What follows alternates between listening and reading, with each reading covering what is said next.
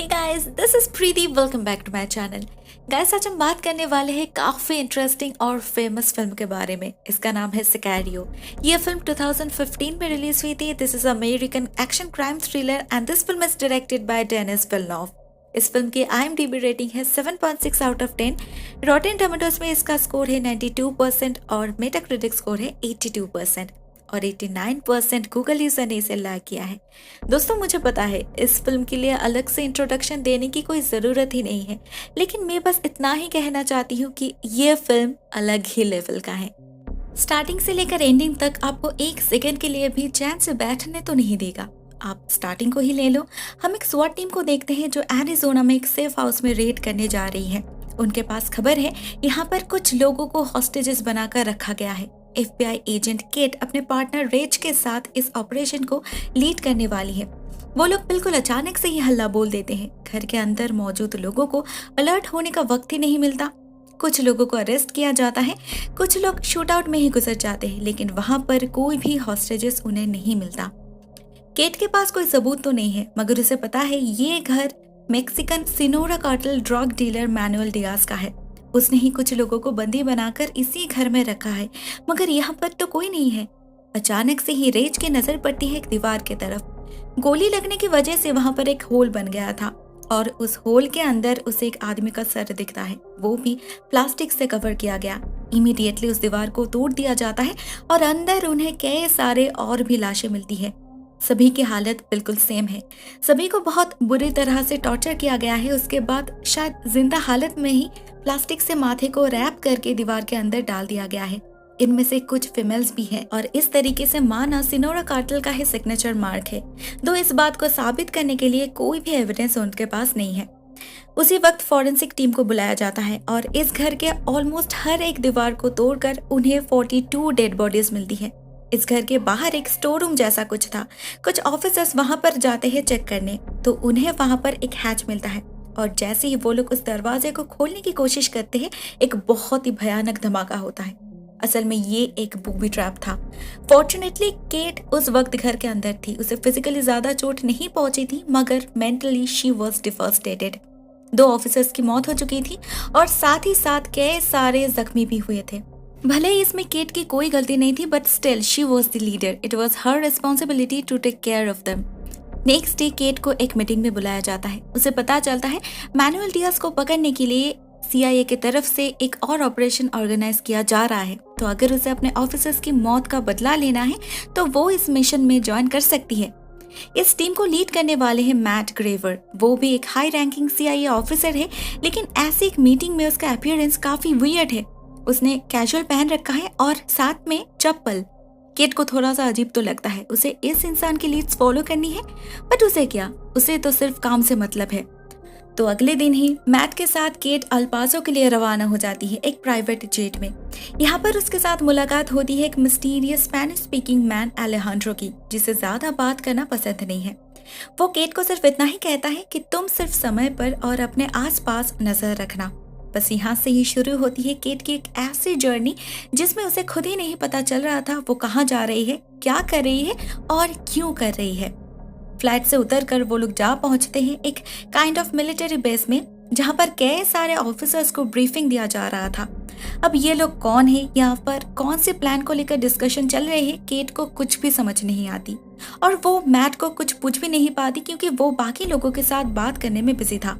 जब उसे अलेहांड्रो अकेला मिलता है, उससे बात करके केट को पता चलता है वो एक कोलंबियन प्रोसिक्यूटर है। वो केट को एक बहुत इंटरेस्टिंग बात बोलता है। वो कहता है यहाँ पर आगे जो कुछ भी होने वाला है, शायद इनिशियली तुम्हें कुछ भी समझ नहीं आएगा, बट ट्रस्ट मी, लास्ट में तुम्हारे लिए सब कुछ बिल्कुल क्लियर हो जाएगा।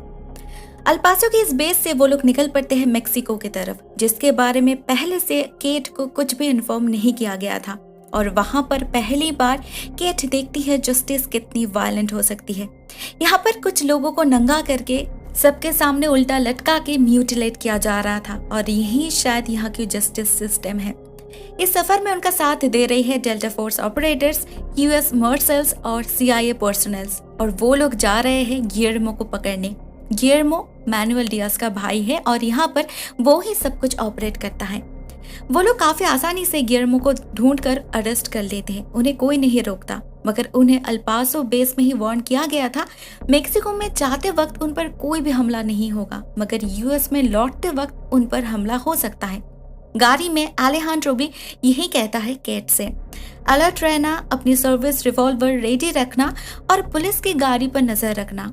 हर पुलिस वाला अच्छा नहीं होता। यहाँ पर एक चीज बहुत नोटिसेबल है कि यहाँ पर सभी लोग, इवन मैट भी, जैसे अलेहांड्रो के ऑर्डर्स को फॉलो कर रहे थे। मेक्सिकन बॉर्डर की तरफ जाते वक्त अलेहांड्रो को एक पुलिस कार नजर आती है जो उनके ग्रुप की तो नहीं है, स्टिल उनके साथ साथ ही चल रही थी। ये एक स्पॉटर है। वो बाकियों को इन्फॉर्म करते हैं और जैसे ही बॉर्डर क्रॉस करने की बारी आती है, उसे अपने आसपास के 2 गाड़ी में कुछ गुंडे दिखाई देते हैं जो शायद उन पर ही हमला करने के लिए रेडी हो रहे थे, लेकिन उससे पहले ही वो अपने साथियों को शूट करने के लिए ऑर्डर दे देते हैं। केट बिल्कुल शॉक्ड हो जाती है। यहाँ पर इतने सारे आम आदमी हैं, इनके बीच ऐसे शूट आउट कम्प्लीटली इलीगल है, वो भी मेक्सिकन सॉइल में। लेकिन उसकी बात कोई भी नहीं मानते। अमेरिका में वापस आने के बाद अलेहांड्रो गियर्मो को इंटरोगेशन के नाम पे बहुत ज्यादा टॉर्चर करता है और उसे पता चलता है यहाँ से मेक्सिको तक ड्रग स्मगलिंग के लिए एक टनल है। उन्हें लोकेलिटी के बारे में थोड़ा बहुत आइडिया तो मिल चुका था, ये टनल सासा बे के पास है, लेकिन एग्जैक्ट लोकेशन उन्हें नहीं पता चल रहा था। तो वो कुछ इलीगल इमिग्रेंट से बात करते हैं, जनरली जिस रास्ते से वो लोग नहीं जाते, जिस रास्ते को वो लोग अवॉइड करते हैं, मेनली उन्हें जाने नहीं दिया जाता, वहां पे ही होगा ये टनल।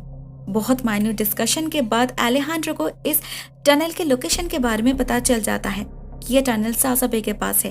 वो लोग वहां पर रेड करने वाले हैं, कुछ ऐसा करने वाले हैं जिससे यहाँ पर डियाज का बिजनेस चौपट हो जाए और जवाब देने के लिए उसे उसके बॉस से मिलने जाना पड़े मेक्सिको में। तभी तो उसे फॉलो करते हुए वो लोग उसके बॉस तक पहुंच पाएंगे। उसके बॉस का नाम है अल्कार्नो, जो सोनोरा कार्टेल का हेड है। अगर किसी तरह से उसे खत्म किया जाए तो आने वाले समय के लिए बहुत लोगों की जान बच जाएगी। तो उसे मारना किसी वैक्सीन इन्वेंट से तो कुछ कम नहीं है। बात तो बिल्कुल सही है, मगर इस प्लान को अंजाम देने के लिए उन्हें और एक काम भी करना होगा। मैनुअल डियाज का बैंक अकाउंट सीज करना होगा। उन्हें टिप्स मिला है एक लड़की के बारे में जो पिछले कई सालों से मेक्सिकन ड्रग कार्टेल्स का पैसा जमा कर रही है एक बैंक में। वो लोग इस लड़की को पकड़ लेते हैं और उसके बैग में उन्हें ब्लू पिंक रिस्ट बैंड में रैप्ड बहुत सारा पैसा मिलता है। बैंक मैनेजर से उन्हें पता चलता है कार्टेल्स के तरफ से उनके बैंक में ऑलमोस्ट $17 मिलियन जमा किया गया है एक लोन रिपे के बहाने, जिस लोन का असल में कोई एक्सिस्टेंस ही नहीं है। क्लियरली ये एक आई वॉश है। स्टिल उनके पास कोई एग्जैक्ट एविडेंस ही नहीं है। मैट केट को बार बार बैंक के अंदर जाने से मना कर रहा था, मगर केट खुद ये सब कुछ इन्वेस्टिगेट करना चाहती थी। और अभी जब ये सब कुछ उसे पता चला है तो उसे लगता है अगर इन अकाउंट्स को ट्रेस किया जाए, उन्हें कुछ डिटेल्स तो जरूर मिलेगा इन कार्टेल्स के अगेंस्ट, जिससे वो लोग मैनुअल डियाज के खिलाफ कार्रवाई शुरू कर सकते हैं। मगर उसका बॉस डेव क्लियरली उसे कह देते हैं उसे कुछ नहीं मिलेगा, कुछ भी नहीं, क्योंकि पिछले 3 सालों में ऐसे कई सारे केसेस फाइल की गई है, लेकिन अभी तक उन्हें कुछ भी पॉजिटिव आउटकम नहीं मिला, क्योंकि सब कुछ कानून के हिसाब से नहीं चलता। इस बार ये डिसीजन हायर अथॉरिटीज ने लिया है। मैट जैसे ऑफिसर्स का काम ही होता है मैनुअल डियाज जैसे लोगों के काम में इंटरप्ट करना, जिससे उनका ऑपरेशन डिस्टर्ब हो जाए, वो लोग अपने ही लोगों पर शक करना शुरू कर दे, डर जाए और कुछ गलती कर दे। उनकी गलती ही हमारे लिए मौका है।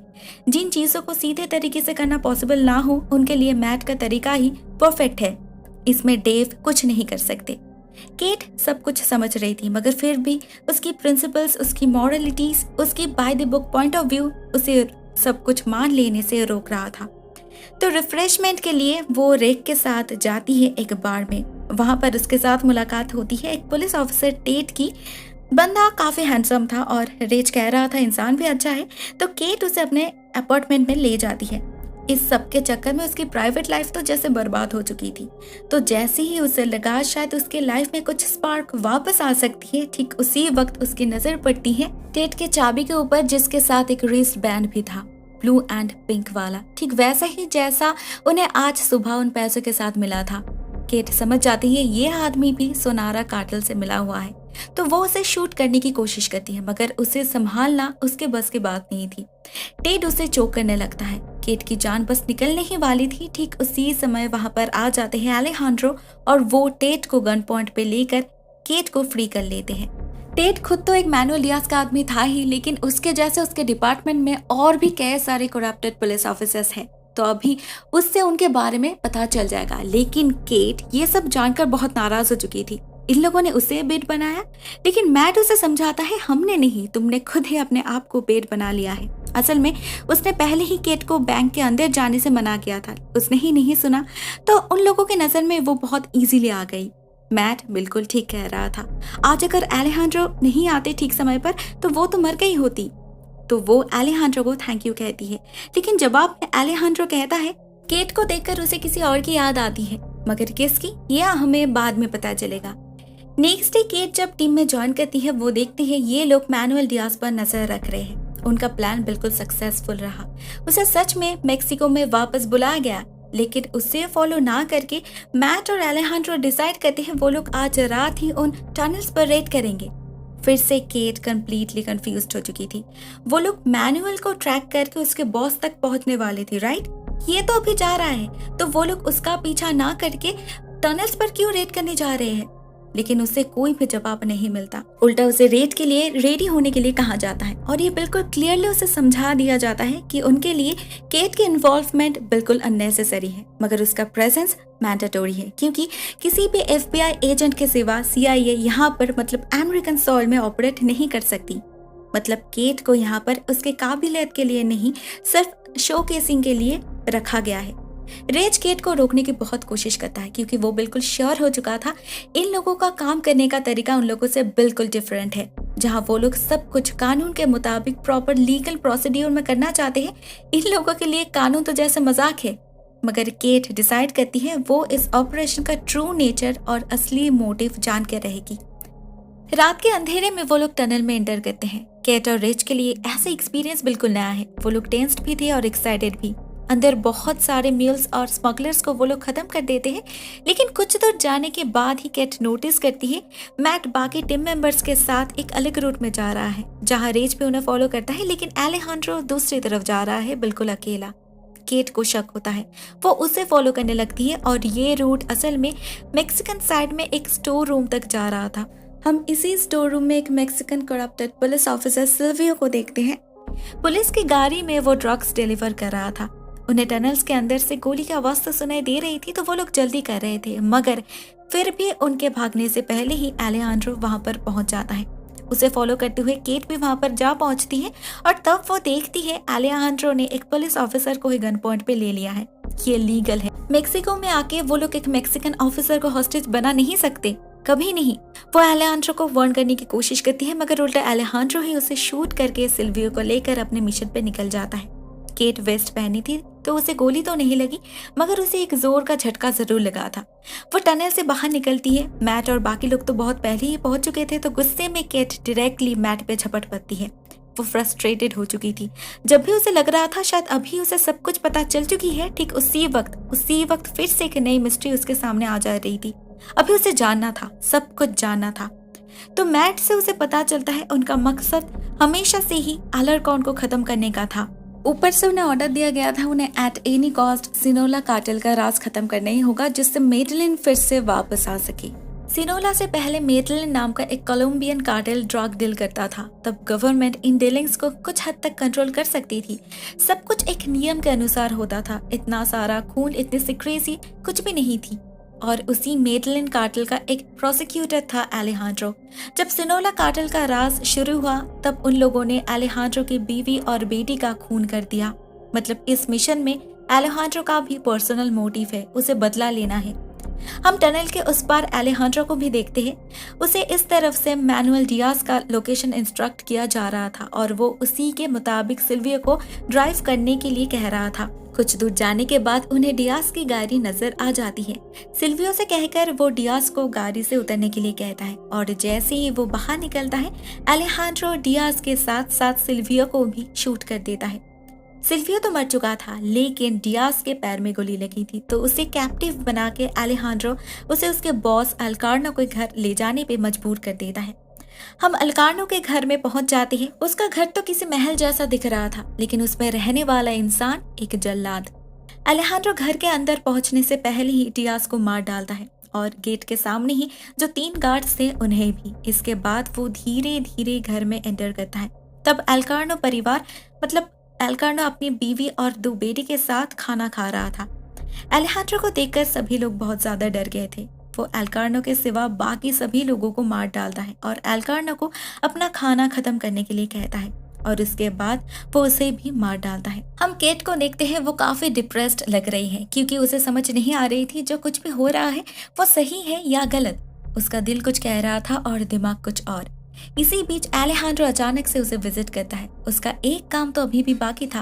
वो केट को एक कागज पर साइन करने के लिए कहता है जिसपे ये लिखा हुआ था कि ये ऑपरेशन कम्प्लीटली लीगल तरीके से किया गया है, कि ये बात सच नहीं है। तो केट भी साइन करना नहीं चाहती थी, मगर अलेहांड्रो उसे गन पॉइंट पे लेकर साइन करने पे मजबूर कर देता है और केट को भी मजबूरन साइन करना ही पड़ता है। जाने से पहले हमें पता चलता है अलेहांड्रो को केट को देखकर किसकी याद आती थी, उसकी बेटी की, जिसे वो बचा नहीं सका।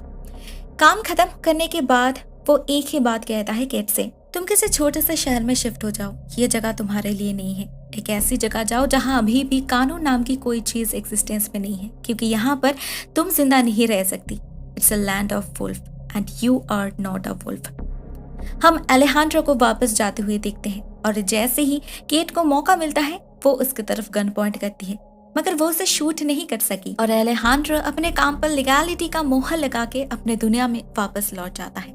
Mission accomplished. अलेहांड्रो का काम तो पूरा हो चुका था, मगर उसके पर्सनल रीजन को छोड़कर अगर जिस कारण की वजह से इतना सब कुछ किया गया हम उस पॉइंट ऑफ व्यू से सोचे तो क्या वो मकसद सच में पूरा हो पाया है। हम एंडिंग सीन में देखते हैं सिल्वियो के परिवार को। वो रात भर घर नहीं लौटा, मगर ये शायद उसकी बीवी और बेटे के लिए बहुत ही आम बात थी। वो लोग रोज की तरह उसके बिना ही डेली रूटीन फॉलो कर रहे थे। सिल्वियो की पत्नी अपने बेटे को सॉकर मैच के लिए ले जाती है और मैच चलने के दौरान हमें फिर से बैकग्राउंड में गोली चलने की आवाज सुनाई देती है। मतलब अभी भी कुछ भी नहीं बदला। सिनोला कार्टेल खत्म हो चुका था, मगर हालत वैसी की वैसी ही थी और शायद वैसी ही रहने वाली है हमेशा। दोस्तों, ये फिल्म यहाँ पर ही एंड हो जाती है और जैसे कि अलेहांड्रो ने केट से कहा था अंत में सब कुछ क्लियर हो जाएगा, ठीक वैसा ही हुआ। इस फिल्म को हम केट के नजरिया से देखते हैं। जैसे उसे कभी होल पिक्चर नहीं मिला, हमेशा उसे अंधेरे में रखा गया, ठीक वैसे ही हमें भी। इस फिल्म का नाम है सिकैरियो, स्पेनिश में, जिसका मतलब होता है हिटमैन, और इस फिल्म में सिकैरियो है अलेहांड्रो। ये फिल्म उसका है, सिर्फ उसी को पहले से सब कुछ पता था। वो एक कार्टेल मेंबर था जो रिवेंज लेने के लिए CIA असासिन बन गया और अपना बदला पूरा किया। लेकिन अगर हम उसी की तरह सोचे ये लैंड ऑफ वुल्फ है, तो क्या यहाँ पर कभी रिवेंज पूरा हो सकता है? यहाँ पर कुछ भी पर्सनल नहीं है, मगर फिर भी सब कुछ ही पर्सनल है। अलेहांड्रो ने सिल्वियो को मार डाला विदाउट एनी प्रॉपर रीजन, ठीक जैसे उसके परिवार को कभी बलि चढ़ाया गया था। तो अगर बड़े होने के बाद सिल्वियो के बेटे ने सोचा उसे बदला लेना चाहिए, तो ऐसे तो कभी भी ये चेन खत्म ही नहीं हो सकता। शायद इसीलिए अलेहांड्रो ने केट को कहा था कहीं दूर चले जाने के लिए, क्योंकि यहाँ पर सच में कुछ भी नियम अनुसार नहीं हो सकता। यहाँ पर तो जान के बदले जान, परिवार के बदले परिवार, ये फॉर्मूला अप्लाई होता है। यहाँ पर केट जैसे एक ऑनेस्ट ऑफिसर ना अपनी ऑनेस्टी मेंटेन कर पाएगी ना अपनी जान, क्योंकि वो सच में कोई वुल्फ नहीं है। और एक सवाल ये भी है, उन लोगों ने उस टनल में रेड क्यों किया? जवाब बहुत सिंपल है, वो सिर्फ एक दिखावा था। रेड करने के बहाने वो लोग अलेहांड्रो को मेक्सिको में जाने का मौका दे रहे थे। वो अगर नॉर्मल रूट से जाता तो एल्कार्नो आसानी से अलर्ट हो जाता, क्योंकि उसी दिन सुबह उसे इन CIA एजेंट्स के साथ देखा गया था। और वैसे भी भले ही यहाँ पर कुछ भी कानून के अनुसार नहीं चल रहा है, इवन गवर्नमेंट के तरफ से भी उन्हें ऑर्डर दिया गया था अलार्कॉन को मार डालो एट एनी कॉस्ट, लेकिन फिर भी उन्हें कुछ रूल्स तो मेंटेन करनी ही थी। खुलेआम वो लोग ऐसा नहीं कर सकते थे। FBI को दिखाने के लिए उनके पास कुछ तो होना चाहिए था, और चाहे कारण कुछ भी क्यों ना हो, CIA किसी भी कारण के वजह से इन कार्टेल्स के मामले में इंटरफियर तो नहीं कर सकती थी। The next question is, last में केट ने शूट क्यों नहीं की? इट्स बिकॉज कहीं ना कहीं उसे भी समझ आ चुकी थी, अगर सीधी उंगली से घी ना निकले तो उंगली टेढ़ी तो करनी ही पड़ेगी। दोस्तों, मेरे लिए ये दो पॉइंट्स ही तो कंफ्यूजिंग थी। अगर आपके पास और कोई सवाल है तो कमेंट सेक्शन में मुझे जरूर बताना। आंसर अगर पता ना भी हो, लेकिन हम डिस्कशन तो कर ही सकते हैं। दोस्तों, फिलहाल के लिए बस इतना ही। Thank you so much for watching this video. Stay happy, stay safe, Tata.